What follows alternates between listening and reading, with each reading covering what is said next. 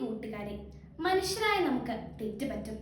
തെറ്റ് പറ്റിയാൽ സോറി പറയാൻ കഴിയണം. തെറ്റ് സമ്മതിക്കാൻ പറ്റണം. തെറ്റ് സംഭവിച്ചാൽ ഏറ്റു പറയാൻ ഇഷ്ടപ്പെടാത്തവരാണ് നമ്മൾ. കിട്ടുന്ന ശിക്ഷയെ കരുതി, അല്ലെങ്കിൽ വഴക്ക് പറച്ചിലിനെ ഓർത്ത്, അല്ലെങ്കിൽ പേടിച്ചിട്ട് നമ്മൾ കുറ്റമേൽക്കില്ല. മറ്റുള്ളവരുടെ മേൽ കുറ്റം ചുമത്തി നമ്മൾ രക്ഷപ്പെടും. മറ്റുള്ളവരെ കുറ്റപ്പെടുത്തി ഞാൻ നല്ലവനാകുന്ന രീതി പൊതുവെ നമുക്കുണ്ട്. ഇതുവഴി നാം പല രീതിയിൽ പാപം ചെയ്യുന്നു. തെറ്റ് ചെയ്തത് തന്നെ ഒരു പാപം, അത് മറച്ചു വെച്ചത് മറ്റൊരു പാപം. രക്ഷപ്പെടാനായി മറ്റൊരാളിൽ ചാരി കൂട്ടുകാരനാകുന്നത് വഴി പാപത്തിന്റെ അളവ് വർദ്ധിപ്പിക്കുന്നു.